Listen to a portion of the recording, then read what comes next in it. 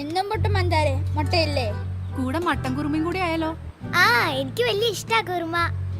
അതിനെന്താ, അച്ഛൻ കോടികൾ സമ്പാദിച്ചു വെച്ചിട്ടുണ്ടല്ലോ അപ്പുറത്തെ മുറിയിലെ അലമാരയില്. അതിന്ന് കുറച്ചെടുത്ത് മട്ടനോ ചിക്കനോ എന്താന്ന് വെച്ചാ ഇപ്പൊ തന്നെ ഉണ്ടാക്കി തരാട്ടോ. എനിക്കൊന്നും വേണ്ട, പൊട്ടിന്നും മടുത്തു. എടാ കഴിച്ചിട്ട് പോടാ, പട്ടിണിക്ക് സ്കൂളിൽ പോവാതെ. എനിക്കൊന്നും വേണ്ട.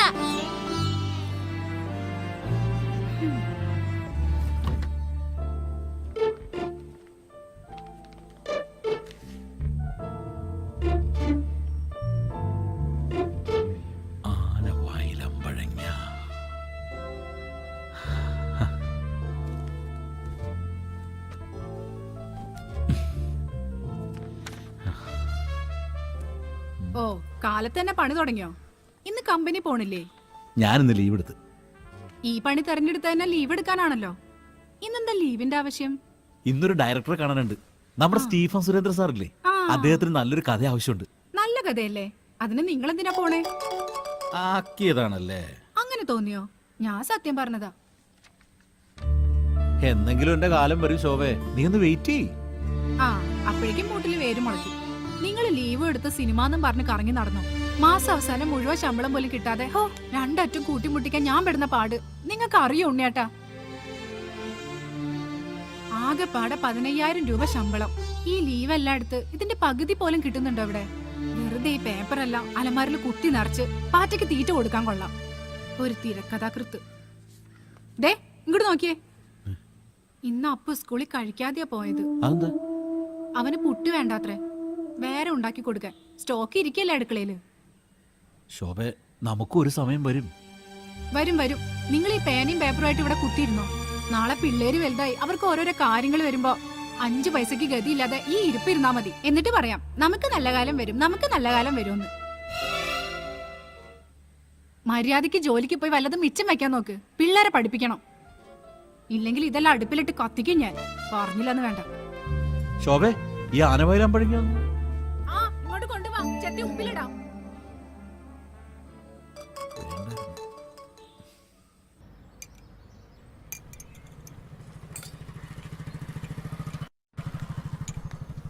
ഭരണം പോരാന്ന് പ്രതിപക്ഷ നേതാവ്. അല്ലെങ്കിലും ഭരണം നല്ലാണെന്ന് ഏതെങ്കിലും പ്രതിപക്ഷ നേതാവ് പറയൂ? എന്താ ഭരണപക്ഷവും പ്രതിപക്ഷവും കൂടെ ഒരു തർക്കം? പ്രതിപക്ഷം അത്ര പോരാ അല്ലേ കാതർക്ക? ഭരണം ലോക പരാജയ. ദേ ഇവിടെ ഇരുന്ന് രാഷ്ട്രീയം പറയരുത്. എന്നാ കടം പറഞ്ഞോട്ടെ. അതൊട്ടും വേണ്ട. എന്റെ കാതർക്ക ഒരു ചായ പറഞ്ഞിട്ട് എത്ര നേരായി? ആ ബായി എന്തെടുക്കണാണ്? 1 2 3 4 5 6 7 8 ചായ എടുക്കാൻ പറഞ്ഞിട്ട് നീ ഇവിടെ എന്തെടുത്തിരിക്കേ? इसमें पूरा चींडी है साहब. എന്താണ് चींडी चींडी पंजारेल उरुम എടാ ഇവിടെ ഈ ഉറുമ്പിനെ എണ്ണി കളിക്കാനാണ് നിന്നെ പഠിക്കി നിർത്തിയേക്കണത്. നീ ചായ എടുത്തു കൊടുക്കടാ. या साहब. ദേ തുടങ്ങി അവന്റെ കാവിളി. നീ ഇങ്ങോട്ട് മാറി നിന്നെ. ഉറുമ്പിനെ എണ്ണിക്കൊണ്ടിരുന്നാലേ ഈ ഇരിക്കുന്ന ആളുകളൊക്കെ പോവും. ഞാൻ കൊടുത്തോളാം.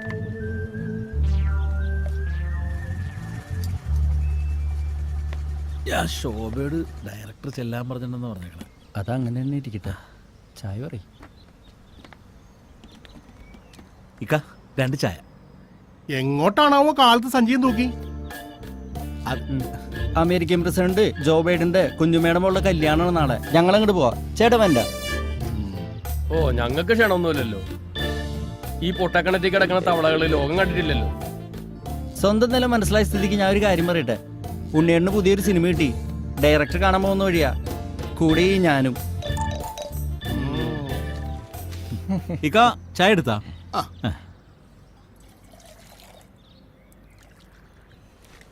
തൽക്കാലം ഉള്ളത് കൊണ്ടുവരാനായിട്ട് പറഞ്ഞു. ഈ ആക്രിക്കാരൻ വന്നേ പിന്നെ ഒരു കാലിക്കുപ്പി പോലും കിട്ടാതായി. ബൈ. ദാ ഗ്ലാസ്. പൈസ പോ.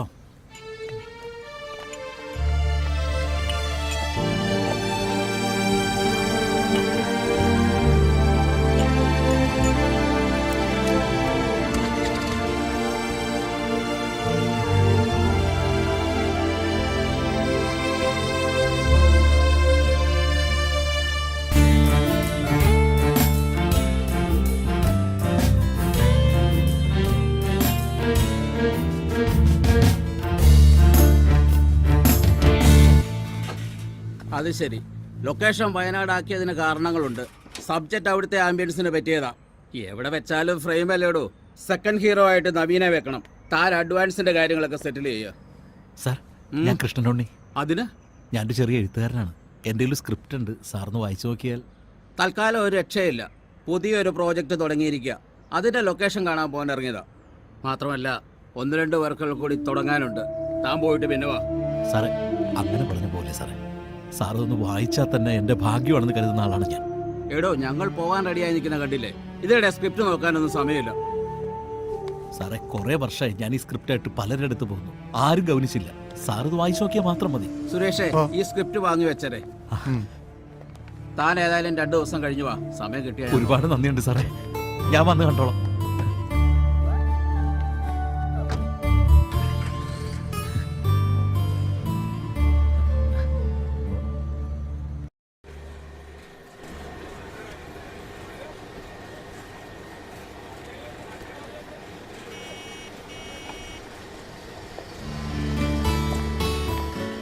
ആവിദേ, ആ ആലുവയ്ക്കുള്ള വണ്ടിയിൽ ഒരു 10 കേസ് ലീഡ് കയറ്റി സാറേ. എന്തായാലും ഇന്നലെ പോയിട്ട് കാര്യങ്ങളും എല്ലാം നടന്നോ? സ്ക്രിപ്റ്റ് കൊടുത്തു, ബാക്കിയെല്ലാം ദൈവത്തിന്റെ കയ്യിലാണ്. ശരിയാ, പടച്ചവന്റെ കയ്യൊപ്പ് കിട്ടിയ പിന്നെല്ലാം ഓക്കെ. നീ ഒന്ന് രക്ഷപ്പെട്ടിട്ട് വേണം നമ്മുടെ രാജന് രാജ്കുമാർ ആകാൻ. ഇന്നലെ കണ്ടപ്പോഴും നിന്നെ ബസ് സ്റ്റോപ്പ് വരെ ആക്കിയവരും പറഞ്ഞു. സിനിമയിൽ അഭിനയിക്കാൻ പിടിവിട്ട് നടക്കുക പുള്ളി. ആ ഉണ്ണി, ഇനി 2 ദിവസം ലീവ് എടുക്കല്ലേ, കുറച്ച് ഓർഡർ ഉണ്ട്.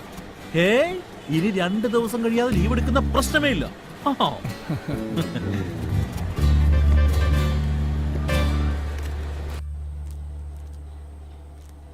ഉണ്ണി എന്തേടി?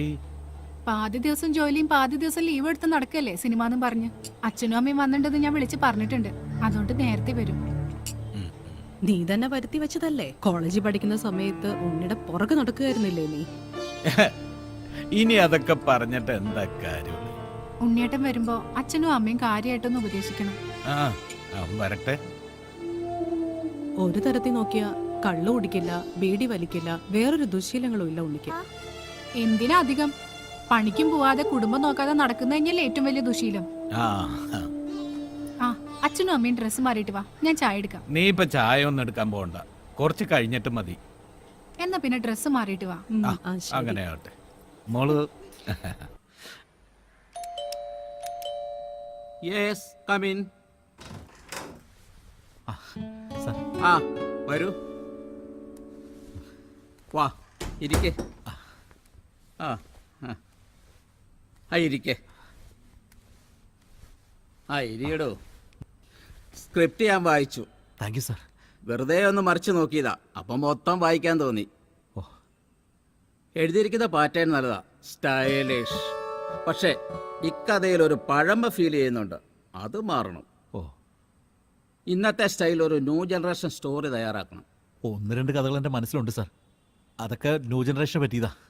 അതിൽ പ്രണയം ഉണ്ടാകണം, നല്ല സോങ് ഉണ്ടാകണം, സസ്പെൻസ് ഉണ്ടാകണം. ഇതെല്ലാം കൂടി ചേർന്ന ഒരു സിനിമയാണ് ഞാൻ ഉദ്ദേശിക്കുന്നത്. തനിക്ക് എഴുതാൻ പറ്റുമോ? തീർച്ചയായും എഴുതാം സാർ. ഞാൻ ആദ്യമായിട്ടാണ് പുതിയൊരാളെ പരീക്ഷിക്കുന്നത്. വളരെ നന്ദിയുണ്ട് സാർ. എൻ്റെ കഥ വായിച്ചതിലും എന്നെ വിശ്വസിച്ച് ഈ കാര്യം എന്നെ ഏൽപ്പിച്ചതിലും. നിങ്ങൾ ധൈര്യമായിട്ട് എഴുതിക്കോ, ഞാനും ചില സജഷൻസ് ഒക്കെ പറഞ്ഞു തരാം. ശരി സാർ. സാർ, ഏയ് ഓക്കെ.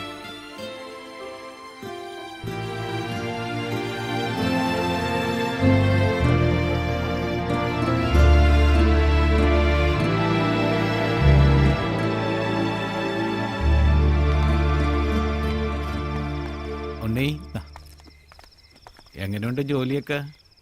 എല്ലാ ദിവസവും ജോലിയുണ്ട്. പുതിയ കഥ എഴുത്തും കാര്യങ്ങളൊക്കെ എങ്ങനെ പോകുന്നു? എഴുതുന്നുണ്ട്. എന്റെ മോനെ, നീ ഈ സിനിമയുടെ പുറകെ ഇങ്ങനെ പോയാ എങ്ങനെ ശരിയാവും? കൊല്ലം കുറെ ആയില്ലേ, എവിടെയെങ്കിലും എത്തിയോ? അതൊട്ടേ ഇല്ലതായി. ഇതങ്ങനെയല്ലമ്മേ. സ്റ്റീഫൻ സാർ പേരുള്ള ആളാണ്, പുള്ളിക്കാരൻ പറഞ്ഞിട്ട് എഴുതുന്നത്. ഇതെന്തായാലും നടക്കാൻ സാധ്യതയുണ്ട്. ഉണ്ണി, പിള്ളേര് വളർന്നു വരെയല്ലേ മോനെ, അവരുടെ കാര്യങ്ങളൊക്കെ ശ്രദ്ധിക്കാതെ ഇങ്ങനെയൊക്കെ നടന്നാൽ 10 കൊല്ലം കൂടി കഴിഞ്ഞ പാറുമോളെ കല്യാണം കഴിച്ചു കൊടുക്കാറാവും. അതിനെ പറഞ്ഞ് തിരക്കേടില്ലാത്ത രീതിയിൽ വിടണ്ടേ?